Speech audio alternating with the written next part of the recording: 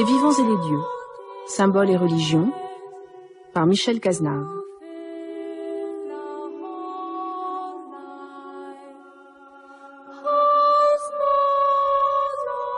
Aujourd'hui, Baudelaire.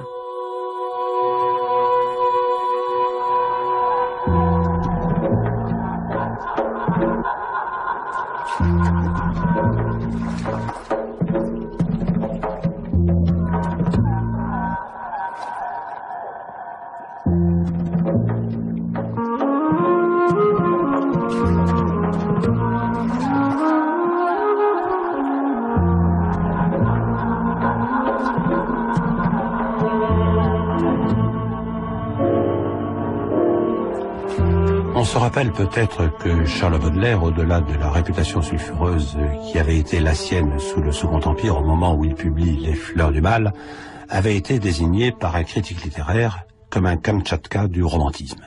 Qu'est-ce qu'on essayait de dire par là?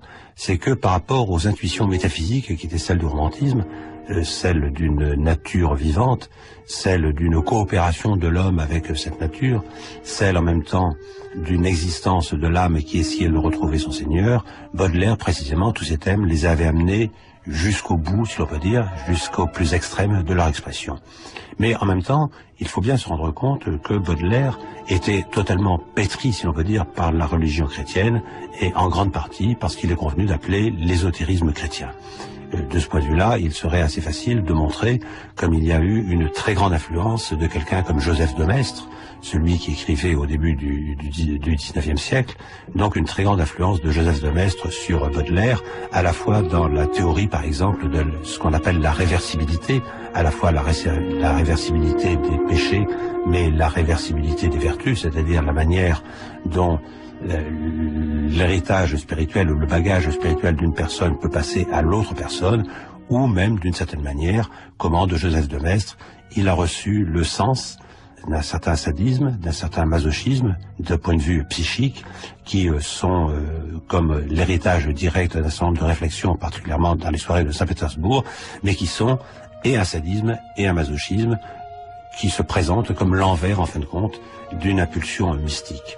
Et de ce point de vue-là, on voit très bien comment Baudelaire s'inscrit dans ce qu'on pourrait appeler un courant de spiritualité pagano-chrétienne, particulièrement d'ailleurs dans ses rapports avec le féminin, ou plutôt que le féminin, disons, avec les femmes réelles dont il a été immensément amoureux, où à la fois il y a la perception quelque chose qui est de l'ordre d'une présence angélique, et de ce point de vue-là, évidemment, il rejoint toutes les intuitions de ce qu'étaient les fidèles d'amour du XIIIe siècle italien, il rejoint même un certain nombre d'intuitions qui étaient celles de quelqu'un comme Dante, et où en même temps c'est de l'ordre du péché, et bien entendu, là nous sommes dans une longue tradition de la théologie chrétienne.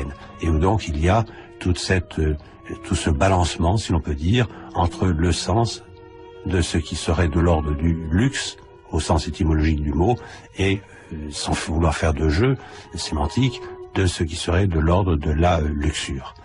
En réalité, il y a quelque chose qui est là de l'appréhension du mystère, qui est comme au cœur irradiant, si l'on peut dire, de l'ensemble de l'œuvre de Baudelaire, qui fait que tout le monde l'a reconnu depuis, il a été le véritable créateur de ce que nous appelons notre modernité.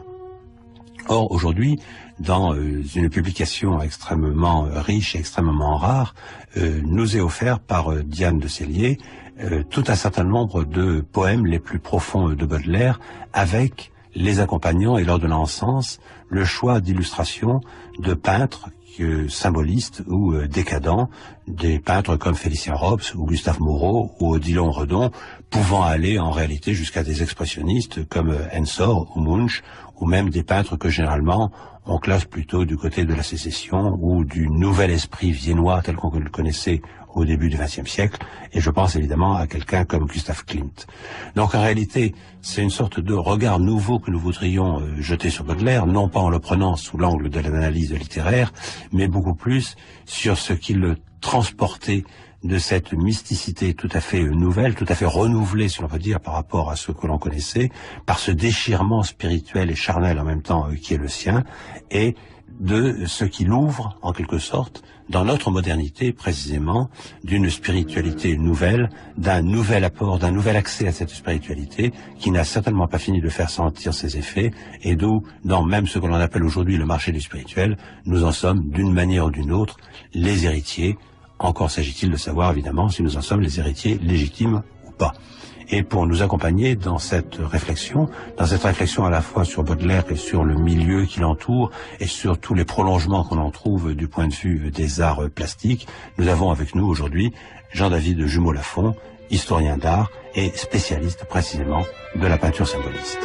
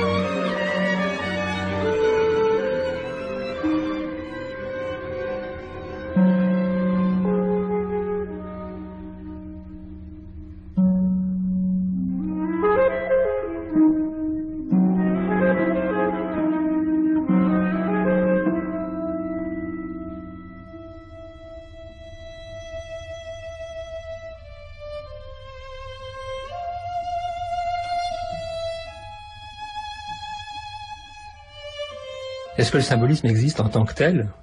C'est une facilité de détermination, mais qu'est-ce qui fait qu'une œuvre est symboliste? Alors évidemment on peut revenir sur tout ce qu'on sait de la suggestion, du fonctionnement du symbolisme qui procède par la suggestion, par le mystère, par le secret, par des procédés donc littéraires ou picturaux. Mais est-ce que c'est suffisant pour comprendre ce qui fait qu'une œuvre est symboliste? Au fond, c'est pas certain. Alors on peut essayer de tomber dans de la chronologie. C'est une fin de siècle.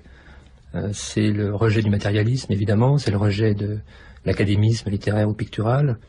C'est la revendication de l'individualisme. C'est un monde qui est le monde de la subjectivité. Suggérer, ne pas parler de la chose, mais de l'effet qu'elle produit, comme le dit Mallarmé. Bon, au fond, on connaît ça assez bien. Mais une fois qu'on a dit tout ça, on reste quand même un peu sur sa faim. Mais c'est ce qui fait la spécificité du symbolisme.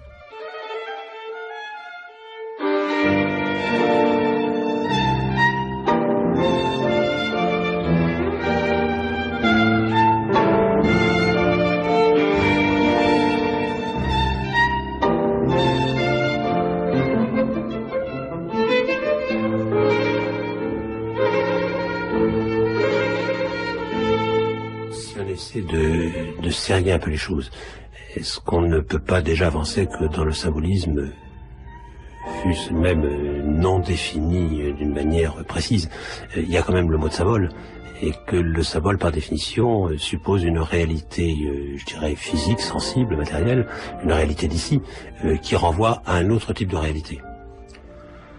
Bien sûr, c'est rendre visible l'invisible, donc le symbole tel qu'il est considéré par les peintres en particulier, mais aussi par les poètes, c'est que ce qui est dit ou ce qui est montré n'est que le signe de quelque chose d'autre, n'est qu'un relais vers quelque chose d'autre. Donc c'est mettre l'idée au premier plan. Et au fond, l'expression qu'on utilise n'est qu'un relais vers un autre monde, vers un au-delà. Donc ça c'est fondamental, dans le sens où l'œuvre n'a de sens que, d'une certaine manière, parce qu'elle suggère ou parce qu'elle provoque dans l'esprit de celui qui la reçoit, en fait. Parce que cet au-delà, bien entendu, il est du côté du récepteur, il est du côté de celui qui voit le tableau, qui lit le poème.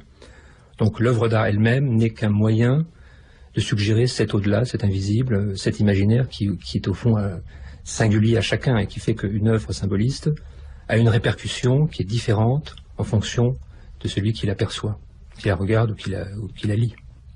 Mais si on essaie de mettre ce courant symboliste, disons courant pour l'instant, en perspective dans l'histoire des idées, dans l'histoire de la culture, est-ce que d'une certaine manière ce ne serait pas, je dirais, le dernier avatar et donc modification et métamorphose du romantisme.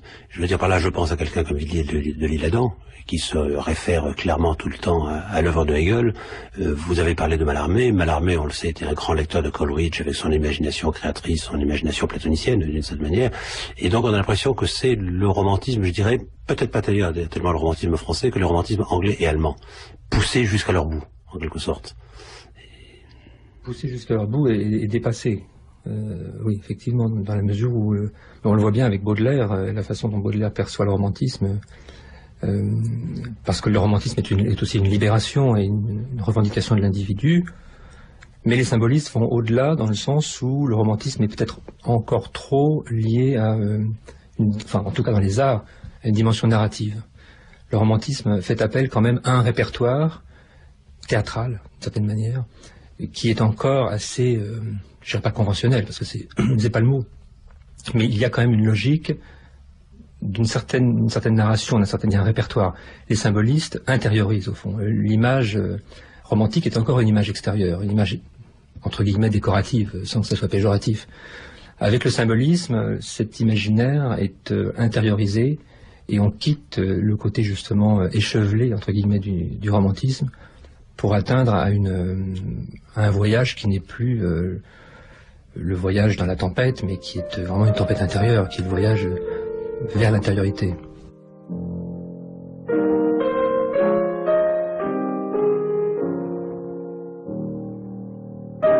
La nature est un temple où de vivants piliers laissent parfois sortir de confuses paroles. L'homme y passe à travers des forêts de symboles qu'il observe avec des regards familiers. Comme de longs échos qui de loin se confondent dans une ténébreuse et profonde unité, vaste comme la nuit et comme la clarté, les parfums, les couleurs et les sons se répondent. Il est des parfums frais comme des chairs d'enfants, doux comme les hautbois, verts comme les prairies, et d'autres, corrompus, riches et triomphants, ayant l'expansion des choses infinies, comme l'ambre, le musc, le benjoin et l'encens, qui chantent les transports de l'esprit et des sens.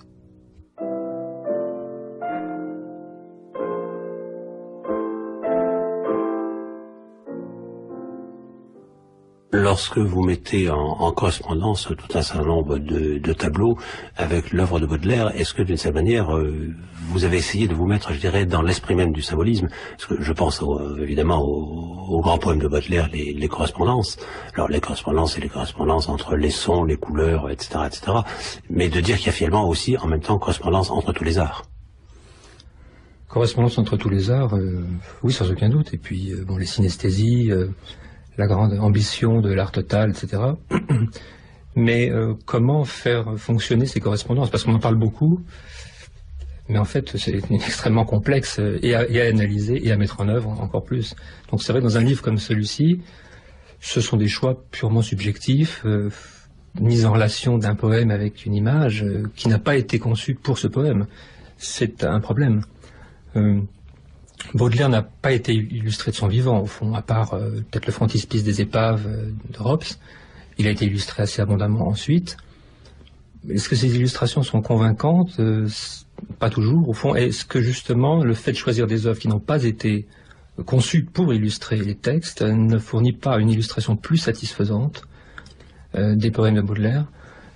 Je pense que dans la mesure où le fonctionnement entre le texte et l'image est extrêmement subtil, complexe, elliptique, le choix d'un tiers, au fond, qui associe, qui assemble un texte choisi et une image qui n'ont pas été conçus pour fonctionner ensemble, donne finalement cette espèce de magie, d'alchimie un peu elliptique qui correspond bien à l'esprit symboliste, au fond, à l'idée symboliste. Parce que quand on voit ces images, mais on aurait pu en choisir d'autres, au fond, on s'aperçoit que ça fonctionne. Alors pourquoi est-ce que ça fonctionne?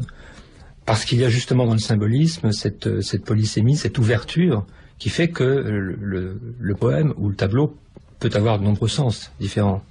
Parce que la suggestion fait partie de son fonctionnement, parce que au fond l'œuvre symboliste est une œuvre ouverte, pour prendre une expression plus récente, plus moderne, et qu'on réussit à faire s'accrocher ensemble une image et un texte qui n'ont pas été encore une fois conçus l'un pour l'autre. Alors par quelle magie? Mais on aurait pu choisir un autre texte ou une autre image. Alors le fonctionnement finalement, quelle est la correspondance réelle entre le texte et l'image? C'est là aussi une alchimie, une magie qui est un peu difficile à définir. Mais est-ce que d'une certaine manière, Jean-David Jumeau-Lafont, vous dites bien que les tableaux, les images que vous avez choisies n'étaient pas des illustrations de Baudelaire. Et d'une certaine manière, ça aurait peut-être même été le trahir que de vouloir l'illustrer directement. Mais est-ce qu'on n'est pas beaucoup plus dans ce que un autre théoricien symboliste appelait finalement un paysage d'âme? C'est-à-dire quelque chose qui, dans l'ordre de la subjectivité, répond entre le texte et l'œuvre qui, effectivement, au départ, n'avait rien à voir avec ce texte. Un paysage d'âme, oui, tout à fait, oui. C'est-à-dire qu'au fond, on se met dans une sorte de position tierce qui prend en compte à la fois cette image et ce texte, lesquels se rejoignent dans une sorte de lieu où s'expriment les mêmes sensations, les mêmes perceptions. Mais comment ça fonctionne au fond, ce paysage d'âme? C'est ça le problème. C'est intéressant de feuilleter le livre, de voir, parce que au fond, certaines images ont été connues de Baudelaire, ou auraient pu l'être, puisqu'il y a des Rops quand même, un certain nombre de Rops, qui est le seul artiste que vraiment Baudelaire ait pratiqué parmi ceux-là. Il y a quand même aussi un ou deux Goya, un peu anachronique, parce qu'il a aimé Goya. Mais cette histoire d'ailleurs d'anachronisme est intéressante, parce que dans les phares, on voit bien que Baudelaire réunit dans une sorte de théologie artistique des artistes de toutes époques, Vinci, mais aussi Puget, Delacroix et Rubens, un peu comme une sorte de communion des saints artistiques. Et à l'époque symboliste, on a aussi un peu cette démarche. Joséphin Péladan, par exemple, au moment où il crée le Salon de la Rose-Croix, et où il proclame que l'artiste, tu es prêtre, eh bien, dans de nombreux textes, a des énumérations d'artistes qui vont de Léonard de Vinci à Beethoven, de Puvis de Chavannes à Wagner, où il réunit, malgré le temps et malgré l'histoire et les styles, des artistes qui sont pour lui comme les nouveaux, au fond, les nouveaux saints, c'est-à-dire cette nouvelle communion des saints, au sein d'une église qui est la nouvelle église, qui au fond qui est l'art lui-même, puisque je crois qu'un des messages quand même les plus importants de Baudelaire, tel qu'il a été en tout cas perçu par les symbolistes, c'est cette sacralisation de l'art lui-même. Au fond, le nouveau culte, la nouvelle croyance profonde, c'est le fait que l'art est capable de provoquer la rédemption. C'est par l'art qu'on atteint une sorte de salut, et l'Église traditionnelle se voit substituer à cette nouvelle religion. Péladan dit, le Louvre remplace Notre-Dame, ça c'est quand même très, très significatif. Et au fond, le dernier quatrain des phares dit bien ça. Au fond, la dignité que revendique le poète, et qu'il adresse au Seigneur, très, très clairement, c'est cet ardent sanglot perpétuel qui est la création artistique, au fond, et qui vient mourir au bord de l'éternité, je crois, du Seigneur. Donc ce message-là, de cette sacralité de l'art, c'est quand même quelque chose qui fait le lien très clairement entre Baudelaire et les artistes de la fin de siècle.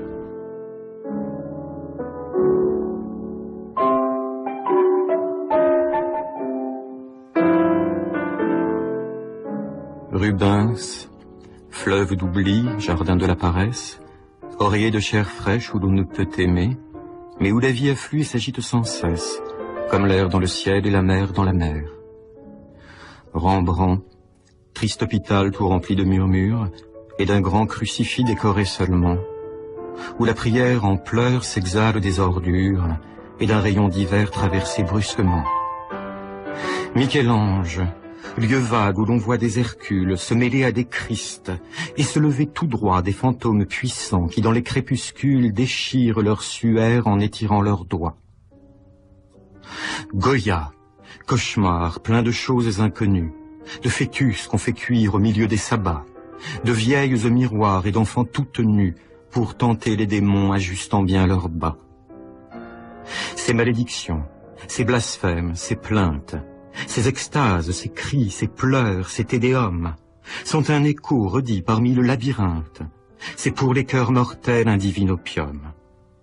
Car c'est vraiment, Seigneur, le meilleur témoignage que nous puissions donner de notre dignité que cet ardent sanglot qui roule d'âge en âge et vient mourir au bord de votre éternité.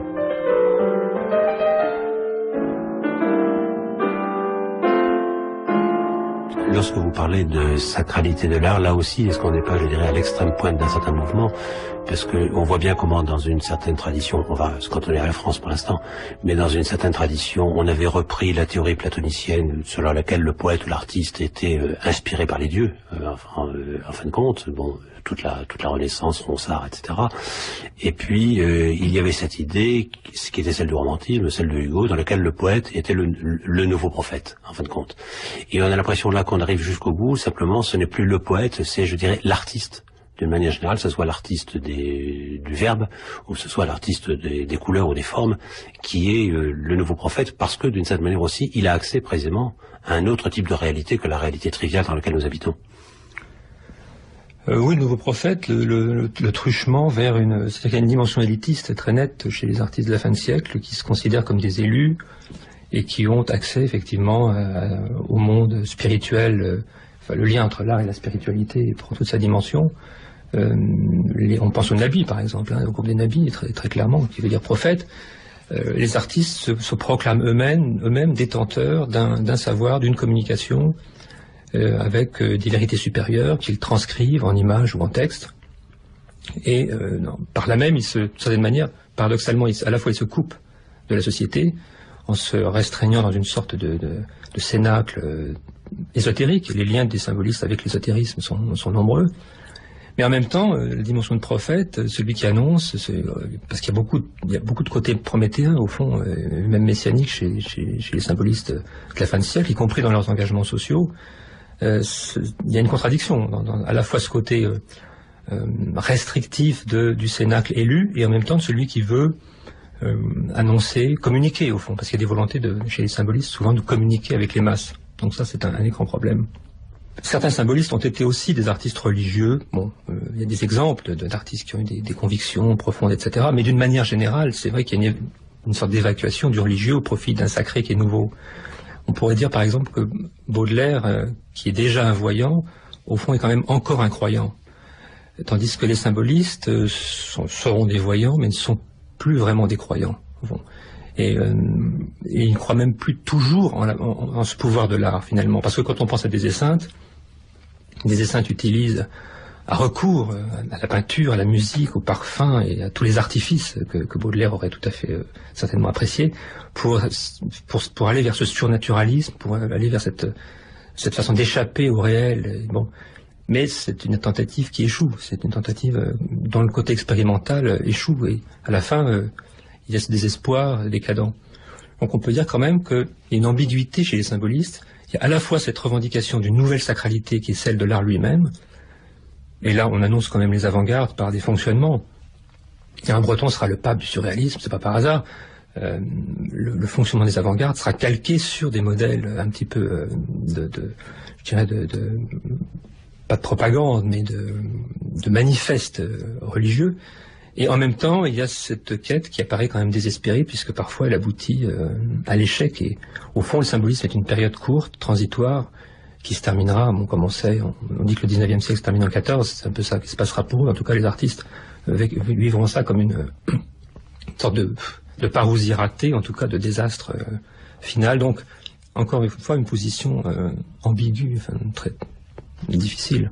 Lorsque vous parlez du désestin de Huysmans, Jean-David de Jumoulafont, là je crois qu'il y a quelque chose d'intéressant parce que d'une certaine manière on sait très bien que sous la plume de Huysmans c'est un peu une parodie d'une certaine manière et que ça mène à cette position que la religion de l'art est une fausse religion et que ça va se résoudre dans un catholicisme, fut-il un catholicisme très personnel à Huysmans, si l'on veut dire, mais comme si la spiritualité ne pouvait trouver sa résolution, si on peut dire, que dans une croyance établie. Oui, puisque la fin du roman, c'est que reste-t-il sinon le choix entre la bouche du revolver et le pied de la croix, et on sait que Huysmans a choisi la croix. Bon.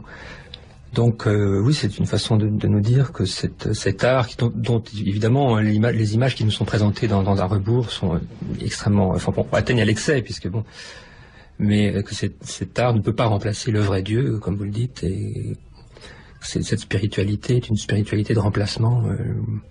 Mais au fond, Huysmans mène aussi là un peu un combat perdu, enfin autant qu'on puisse en juger a posteriori par le XXe siècle, qu'on peut maintenant survoler entièrement. et dans lequel on voit bien que, contrairement à ce qu'on a essayé de nous faire croire, l'art, entre guillemets moderne, l'art du XXe siècle, n'a pas été un art formaliste ni un art matérialiste, mais essentiellement un art de concept, d'idées, et donc, en ce sens, un art qui n'est pas loin de la spiritualité, au sens propre, et qui trouve sa source en grande partie chez les symbolistes, beaucoup plus que dans de prétendues révolutions formalistes dont on nous parle souvent. Quand Kandinsky écrit du spirituel dans l'art et qu'il parle de Burne-Jones ou de Kubin, c'est pas par hasard. Donc au fond, la parodie des Esseintes et du Huysmans, c'est aussi un peu une sorte d'énergie du désespoir, parce que cette sacralité de l'art telle que cette nouvelle église artistique telle que les symbolistes la pensent, on peut penser que finalement elle a triomphé. Et la sacralité de l'art, on la constate aujourd'hui tous les jours. Et pour aller encore plus loin, Jean-David Jumelefond, vous parliez de Kandinsky et immédiatement s'est fait dans mon esprit l'association avec, je dirais, l'œuvre et même la fin de l'œuvre de Malevich, qui généralement est considérée comme de la pure abstraction, etc. Et on a l'impression que d'une certaine manière, c'est, je dirais, le fils ou le petit-fils absolument légitime de cette période. Bah, tout à fait, parce que nous expliquer qu'un carré blanc sur un fond blanc est une œuvre formaliste, c'est une absurdité. Il n'y a pas œuvre plus métaphysique que l'œuvre de Malevich, comme vous le dites, et jusqu'à aujourd'hui. Alors bon, souvent, ce qu'on constate, c'est qu'après, on a eu beaucoup de simulacres, et que ça fait quand même un siècle qu'on répète Malevich, et en vain, bon, c'est un peu. Mais il est évident que c'est un art qui est fondamentalement métaphysique, mais on le trouve chez d'autres grands modernes, entre guillemets, Le Corbusier. On oublie par exemple souvent que Le Corbusier est un lecteur assidu d'Édouard Chouret, les grands initiés, ce qui est quand même un peu surprenant, mais au fond, non, il y a dans sa vision une conception qui a des bases fondamentalement idéalistes, et cet art, encore une fois, cet art moderne, entre guillemets, est un art essentiellement qui trouve sa source beaucoup plus chez les symbolistes que chez les impressionnistes, par exemple, lesquels sont des artistes naturalistes et qui peignent ce qu'ils voient, ce que leur œil voit, c'est une peinture rétinienne, ce que rejettent évidemment les symbolistes, en cela héritier de Baudelaire ayant dit que la nature n'avait pas d'imagination, et que ne pas avoir d'imagination, c'est évidemment pour les symbolistes, c'est impensable, l'imaginaire est fondamental. Donc là, la filiation est évidemment est complète. Baudelaire revendique le droit à une création totalement autonome. C'est l'artiste qui crée son univers. Dans ce sens, l'abstraction, au fond, est là. Au fond, l'abstraction, qu'est-ce que c'est? Sinon, s'abstraire des modèles formels académiques, mais aussi peut-être le grand modèle, l'univers tel qu'il a été créé par Dieu, au fond. L'artiste moderne s'abstrait de ces modèles pour créer son propre univers, dont il est le seul maître et le seul ordonnateur. Alors dans ce sens, on peut même dire que la peinture abstraite est fondamentalement une peinture spirituelle, mais d'une nouvelle spiritualité, qui se substitue à la théologie ancienne.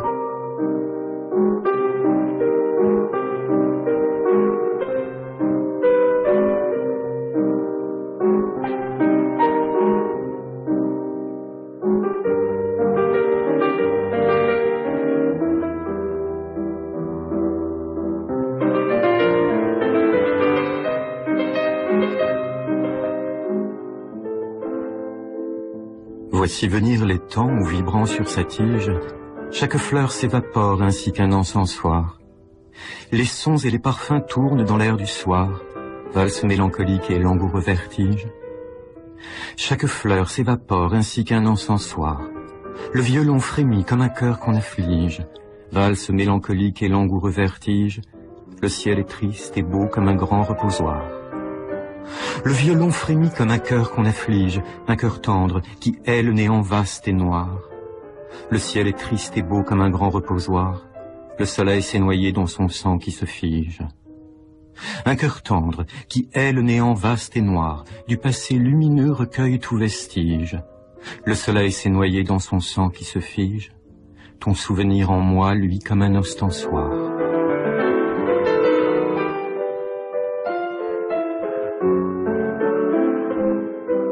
Si Si on revient au mouvement symboliste lui-même, Jean-David Joué-Lafont, on a l'impression que, vous l'avez dit d'ailleurs, que c'était quelque chose de très court, de très provisoire, qui a évolué, qui s'est transformé en autre chose, et on est frappé précisément, en feuilletant le livre, de voir comme finalement vous avez pris aussi des artistes décadents, enfin de ceux qu'on appelle les décadents, que vous avez pris des artistes de ceux qu'on appelle les expressionnistes, finalement, comme si, je dirais, ça avait éclaté, irrigué, et que précisément cette autre réalité plus profonde que la réalité simplement qu'aperçoit notre regard de chair était extrêmement variée et d'une certaine manière, je dirais, presque fragmentée. Oui, parce que le symbolisme, non seulement lui-même est multiforme, mais il débouche évidemment sur des esthétiques multiples. Il y a des querelles de spécialistes pour savoir si Edvard Munch est un symboliste ou un expressionniste. Qu'est-ce que ça veut dire au fond? En ce moment, on peut voir à Paris les peintures de Klimt et de Schiele, qui sont des expressionnistes, mais qui ont aussi un lien avec la sécession viennoise, enfin la version autrichienne de l'Art Nouveau, mais qui sont aussi d'une certaine manière des œuvres symbolistes. Donc c'est certain qu'on se pose des questions de définition qui sont nombreuses. Ce qu'on peut voir, c'est que ces œuvres fonctionnent. Les œuvres de Munch fonctionnent très bien avec la poésie de Baudelaire. C'est cette conception symboliste qui est de rendre visible l'invisible et de s'adresser à une intériorité par l'intermédiaire d'images. Elle débouche aussi, évidemment, dans l'expressionnisme, par des images très fortes, mais on pourrait aussi étendre cette réflexion à d'autres mouvements. Est-ce que le cubisme, d'une certaine manière, qui nous présente une espèce de vision idéalisée d'un objet sous une démultiplication de formes, n'est pas aussi, non pas, encore une fois, une démarche purement formaliste et mathématique, mais une sorte de quête tournoyante d'une réalité supérieure, une sorte de métaphysique de l'objet. On peut même élargir le propos jusqu'au dadaïsme, dont on parle encore en ce moment, à Paris. Le ready-made, est-ce que ce n'est pas aussi, d'une certaine manière, avec Duchamp, une découverte ésotérique du sens caché d'un objet usuel auquel on donne tout d'un coup une sacralité par une manipulation alchimique? Enfin bon, je vais peut-être un peu loin dans le propos, mais d'une certaine manière, c'est possible. Et précisément, vous parliez de Klimt et m'est venu à l'esprit un tableau que j'aime particulièrement, c'est pour ça qu'il m'est venu, qui est sa fameuse Judith. Alors, sa fameuse Judith, on voit très bien comment généralement, dans l'art viennois, c'est classé un peu du côté de la sécession, etc., et dans lequel, je dirais, on voit très bien en même temps que c'est un espace de sacralité qui est créé. Et donc, est-ce que ce n'est pas c'est ça qui est le plus important? Parce que lorsque vous parlez du cubisme, on voit très bien toute l'influence de l'art dit nègre, mais l'art nègre tel qu'on l'appelait à l'époque, c'était pas, je dirais, de l'art sacré, mais c'était de l'art qui était irrigué de sacralité. Et pour un noir, d'ailleurs, un objet qui n'aurait pas été de l'ordre du sacral n'aurait pas été un véritable objet. Donc on a l'impression que cette sacralité, elle est tout le temps à l'œuvre, en fin de compte. C'est la dimension totémique de l'objet, mais qui existe aussi chez les symbolistes, au fond, parce que pour les symbolistes, les images, si j'ose dire, sont des icônes. Enfin, il y a l'objet artistique lui-même a une espèce de dimension sacrale. On voit bien, par exemple, un renouveau du goût pour le triptyque et pour un certain nombre de formes liées à l'histoire religieuse. Il y a chez les sculpteurs, comme Lacombe, avec le travail du bois, quelque chose qui a aussi trait avec l'influence des primitifs, entre guillemets. C'est plus tout à fait politiquement correct de parler d'art primitif, mais là le rôle de l'objet en tant que totem, fétiche, enfin fétiche, c'est pas tout à fait, mais une sacralité de l'objet lui-même, comme recelant aussi un pouvoir au fond, un rayonnement, une aura, parce qu'un objet non reproductible, parce qu'un objet là aussi, parce qu'il y a aussi une sacralité du geste esthétique, du geste artistique. L'artiste s'étant proclamé prêtre, confère à l'œuvre qu'il crée de ses mains une sorte de rayonnement unique. Au fond, l'art est presque devenu une relique.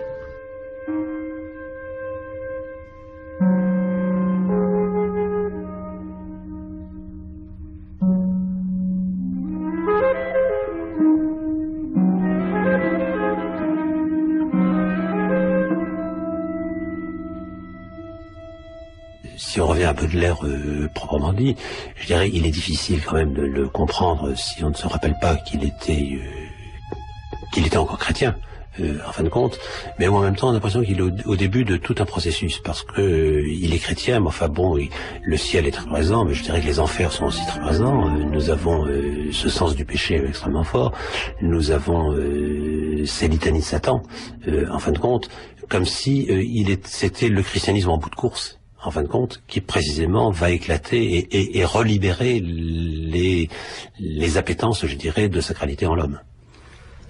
Oui, parce qu'il dit, par exemple, il écrit du ciel ou de l'enfer, qu'importe, pour définir la beauté, c'est-à-dire qu'au fond, c'est la beauté qui prime, et quels que soient les moyens que l'on utilise pour y parvenir, qu'il faille descendre, explorer les enfers, dans une sorte de voyage un peu dantesque, ou au contraire, revenir vers les sphères plus éthérées, supérieures. Donc c'est vrai qu'on sent le péché. Alors peut-être que le rachat par la beauté joue encore un rôle chez lui très fort, mais en même temps il y a une sorte de détachement petit à petit qui s'opère et qui fait que les moyens cèdent le pas à la fin, si j'ose dire, et c'est la beauté elle-même qui triomphe au fond. Viens-tu du ciel profond ou sors-tu de l'abîme? Ô beauté, ton regard infernal et divin verse confusément le bienfait et le crime, et l'on peut pour cela te comparer au vin. Tu contiens dans ton œil le couchant et l'aurore, tu répands des parfums comme un soir orageux. Tes baisers sont un filtre et ta bouche une amphore, qui font le héros lâche et l'enfant courageux. Sors-tu du gouffre noir ou descends-tu des astres? Le destin charmé suit tes jupons comme un chien. Tu sèmes au hasard la joie et les désastres, et tu gouvernes tout et ne réponds de rien.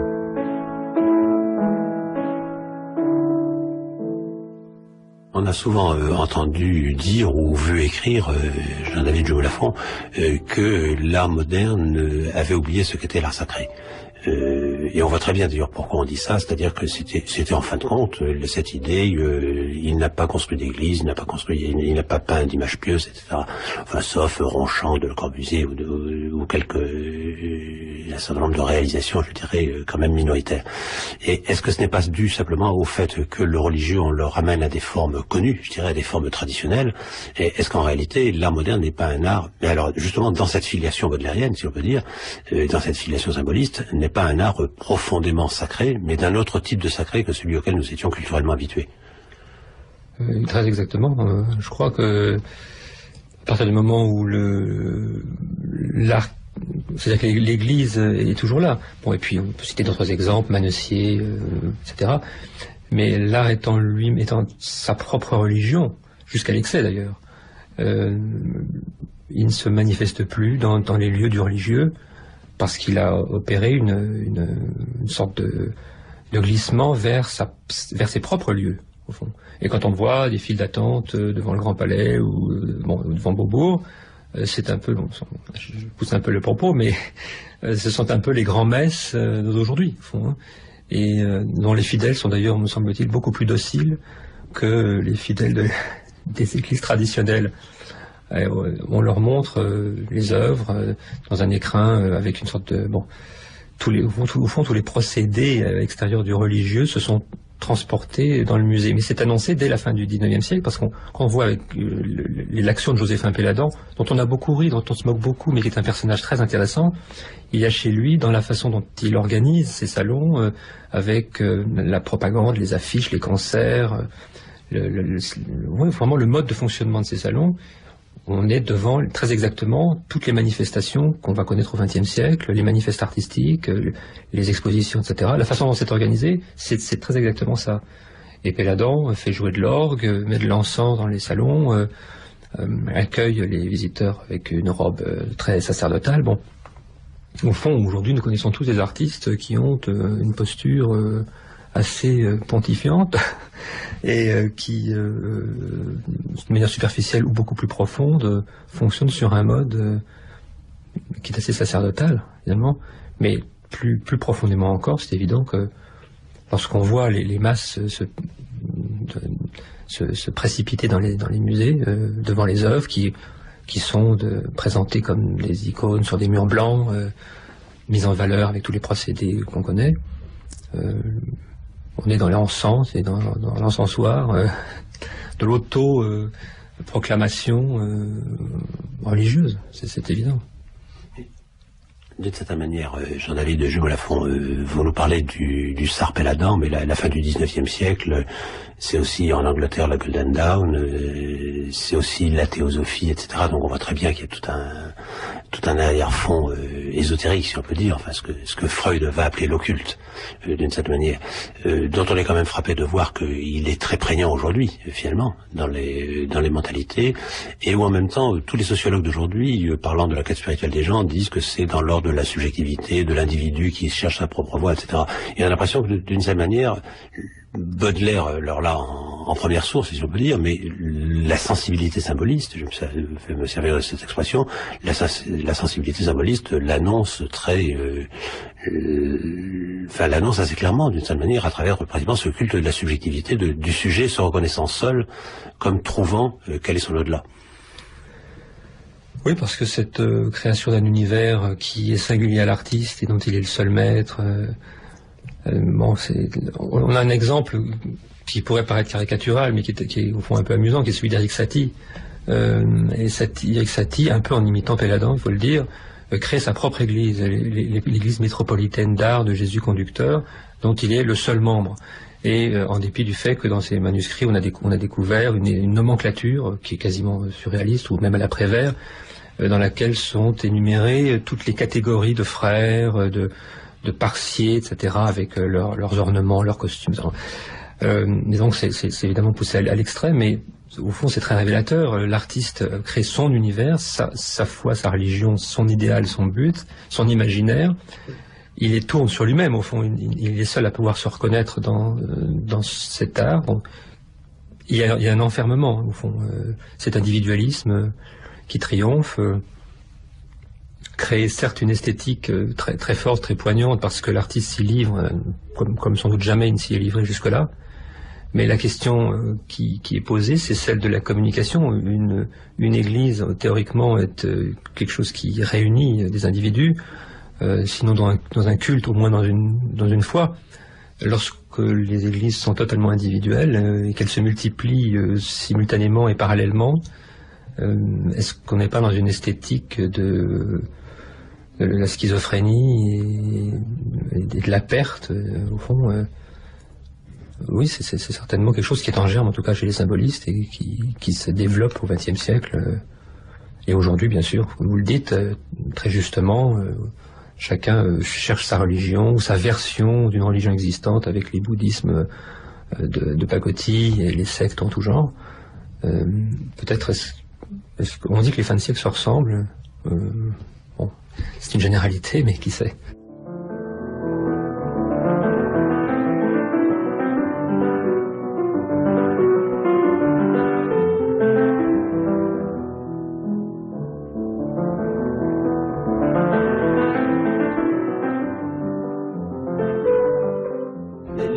De cette proximité à quelque chose qui est de l'ordre de la folie, lorsque vous prononcez le mot de schizophrénie. Ce qui est quand même intéressant, c'est que lorsqu'on prend le cas d'Éric Satie, on voit bien, je dirais qu'il y a des traits schizoïdes extrêmement forts chez lui, que chez les surréalistes, qui sont d'une certaine manière les héritiers, si on veut dire, du symbolisme, quand même, la question de la folie, pour un certain nombre d'entre eux, se pose quand même très profondément. Et donc se demander, est-ce qu'on n'est pas dans cette zone dangereuse où, je dirais, on est aussi proche de la folie que de la mystique, d'une certaine manière. La folie et la mystique, mais ils ont toujours eu quelque chose à faire ensemble, d'assez étroit. Enfin, sinon la folie, du moins, une extase qui est un dépassement dont on ne sait jamais très bien où il peut mener. On a peu d'exemples, au fond, d'artistes symbolistes qui étaient à proprement parler fous. Enfin, le mot aussi est sujet à caution et à définition. Il y a beaucoup de gens fous à l'époque qu'on ne qualifierait plus comme tels, et inversement. Avec aujourd'hui, on pense beaucoup à Camille Claudel, cette femme sculpteur surmédiatisée, sans doute trop à mon goût, mais qui est un bon exemple certainement de ce à quoi peut mener cet enfermement et cette dérive d'une espèce d'exacerbation du moi qui n'a plus de limite. Mais au fond, est-ce qu'on trouve ce fonctionnement-là chez d'autres symbolistes? On parle de Gustave Moreau, qui s'est enfermé quasiment vivant dans ce tombeau qui était sa maison, qui est devenu son musée.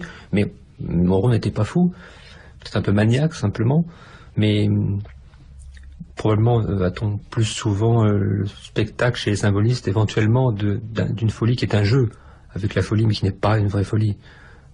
Parce que cet univers très clos, c'est peut-être un univers de la création qui n'est pas tout à fait celui de la vie, au fond. Il y a souvent chez ces artistes une dichotomie entre le moment créateur, qui se passe effectivement dans une sorte de somnambulisme ou d'état second, et qui tranche avec la réalité de la vie quotidienne, où se perpétue un équilibre social, etc. Un très bon exemple, c'est le sculpteur finlandais Wahlgren, qui a essentiellement sculpté des figures mortifères, d'une mélancolie profonde jusqu'à l'excès, et qui était en fait un très bon vivant, et dont on se demandait toujours en le voyant à l'époque si c'était bien lui qui avait sculpté ces objets. Donc l'artiste symboliste non seulement est un truchement pour un ailleurs, mais il est aussi à l'intérieur même de sa vie, parfois partagé par une espèce de transformation, de dédoublement entre celui qui crée ou qui parce que justement il y a ce côté spiritique, se met en état de création comme s'il recevait comme un truchement une sorte de message de l'au-delà, et puis il y a d'autres moments où il n'est pas en état de création et où il est un individu tout à fait courant et parfaitement sain d'esprit. Ange plein de gaieté, connaissez-vous l'angoisse, la honte, les remords, les sanglots, les ennuis, et les vagues terreurs de ces affreuses nuits qui compriment le cœur comme un papier qu'on froisse? Ange plein de gaieté, connaissez-vous l'angoisse? Ange plein de bonté, connaissez-vous la haine, les poings crispés dans l'ombre et les larmes de fiel, quand la vengeance bat son infernal rappel, et de nos facultés se fait le capitaine? Ange plein de bonté, connaissez-vous la haine? Ange plein de beauté, connaissez-vous les rides, et la peur de vieillir, et ce hideux tourment de lire la secrète horreur du dévouement, dans des yeux où longtemps burent nos yeux avides? Ange plein de beauté, connaissez-vous les rides? Ange plein de bonheur, de joie et de lumière, David mourant aurait demandé la santé aux émanations de ton corps enchanté. Mais de toi je n'implore, ange, que tes prières, ange plein de bonheur, de joie et de lumière.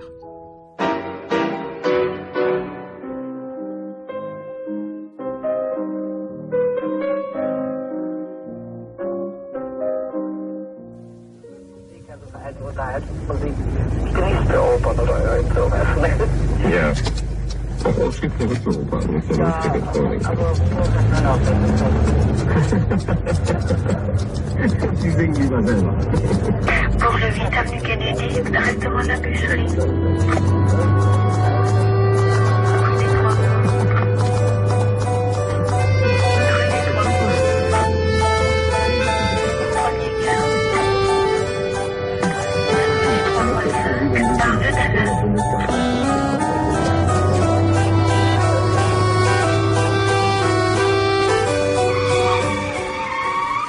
Livre.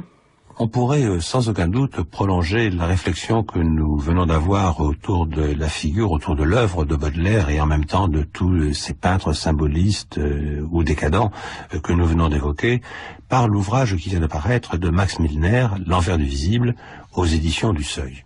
De quoi s'agit-il? C'est en réalité d'une réflexion et en même temps d'une étude extrêmement fouillée, extrêmement sérieuse sur le thème du noir et sur le thème de l'ombre. On sait que généralement nous avons tendance, peut-être d'ailleurs par héritage culturel, à penser que du point de vue de la nuit, si on peut dire, d'une manière générale, c'est quelque chose de l'ordre du mal qui se donne à voir, alors que l'ordre du bien serait du côté de la lumière. Et évidemment, on n'a aucun mal à reconnaître d'une part notre héritage platonicien et d'autre part l'héritage de la théologie chrétienne. Or, ce que Max Milner essaie de faire à travers cet envers du visible, c'est au contraire de réfléchir beaucoup plus en profondeur sur ce que représente le noir, sur ce que représente réellement l'ombre, et de nous montrer, à travers une étude extrêmement fouillée, par exemple, de la Noche Oscura, de la nuit obscure de Saint Jean de la Croix, c'est-à-dire du point de vue de la mystique, ou alors des hymnes à la nuit, de la nuit lumineuse, telle que la chante Novalis en plein romantisme allemand, comme il y a dans la nuit une sorte de puissance, je vais mettre le mot entre guillemets, mais de puissance maternelle, comme il y a un pouvoir de recueillement qui fait que ce qui est de l'ordre du bien et éventuellement ce qui est de l'ordre du divin, ou disons plus modestement ce qui est de l'ordre du spirituel, peut être révélé précisément par les espaces de recueillement, de concentration, de découverte de soi-même qu'offre l'espace nocturne. Célébrons la nuit éternelle. Célébrons l'éternel sommeil. Au long d'une chaude journée, le dur chagrin nous a flétris. Lassés des éternels voyages, rentrons au foyer paternel. Courage, le soir va s'étendre sur les cœurs aimants et pieux. Puisque nous parlons de la nuit, j'aimerais aborder à des thèmes peut-être plus inquiétants, qui sont ceux de la nuit de l'âme et éventuellement de ce que l'on pourrait dénommer tout simplement la nuit du crime. Et en même temps sur ce qui fonde l'humanité et sur ce que l'humanité ne peut pas supporter d'elle-même, c'est-à-dire dans ce qui est peut-être le plus archaïque, le plus originel dans notre psyché. Va, où sont les yeux qu'on arrache, la tête qu'on fait sauter, les jugements, les exécutions, le retranchement des génitoires, les femmes qu'on fait avorter, les membres qu'on mutile, la lapidation, et hurle trémot piteusement ceux-là qu'on a fichés sur la palle. Dans un registre évidemment radicalement différent, je voudrais m'intéresser quelques minutes à l'ouvrage qui vient de paraître de Arturo Schwarz, Cabale et alchimie, aux éditions Oxus, avec une préface extrêmement précieuse de cet immense spécialiste, peut-être le plus grand spécialiste actuel de la Kabbale, qui est Moshe Idel.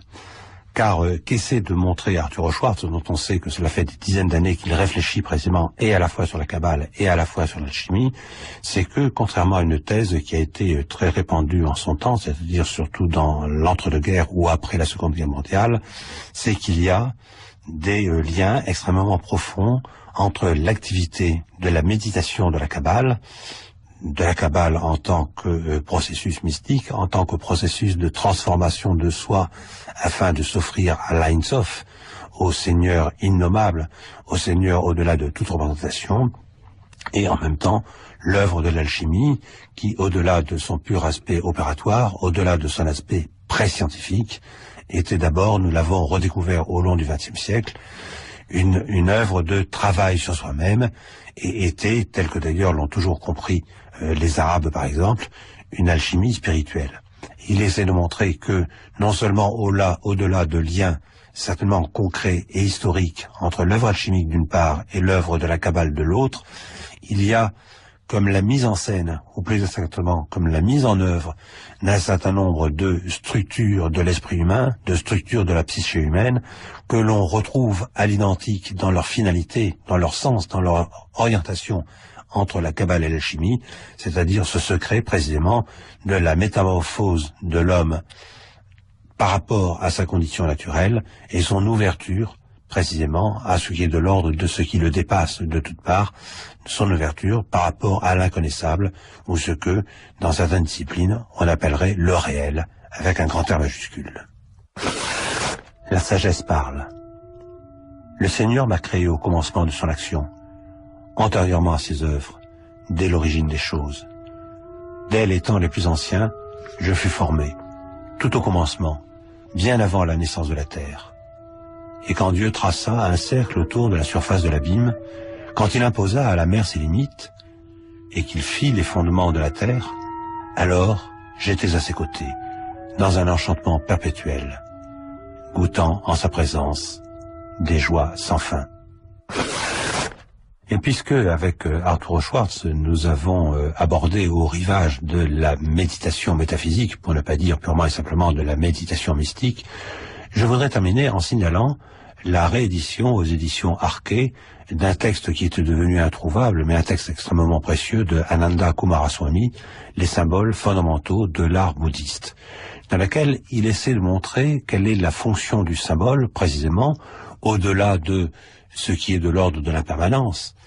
On sait bien que c'est là la constatation première du bouddhisme et la façon et la manière dont on appelle l'homme à se sortir précisément du flot mondain, du flot du monde, du flot de cette impermanence à laquelle il a généralement la faiblesse de croire, mais de montrer comment le symbole peut être quelque chose qui nous offre sa face, sa figure, si l'on peut dire, dans ce monde de l'illusion et qui en même temps renvoie à quelque chose qui est de l'ordre de la limite de l'inconnaissable et qui doit nous donner comme une trace ou qui doit nous donner un accès quasiment intuitif ou un appel, une vocation à éprouver en soi-même ce qui est de l'ordre de cet inconnaissable, de ce qui est de l'ordre de ce vide premier, de ce que, faute d'autres mots, on appelle le nirvana.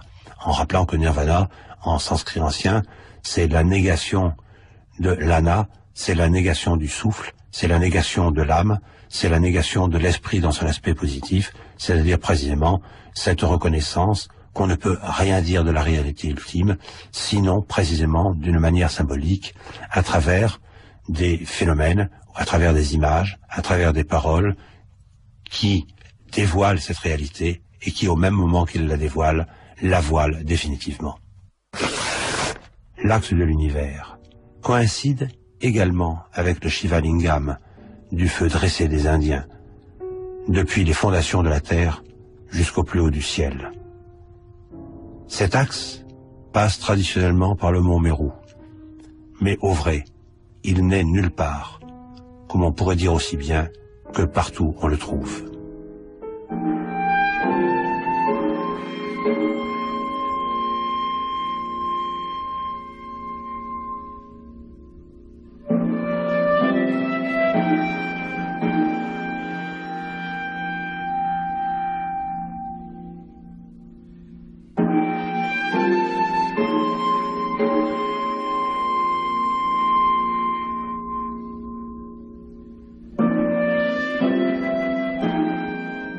Les livres aujourd'hui. L'envers du visible de Max Milner aux éditions du Seuil. Oreste de Jean-Louis Baquès aux éditions Bayard. Cabale et alchimie de Arturo Schwartz aux éditions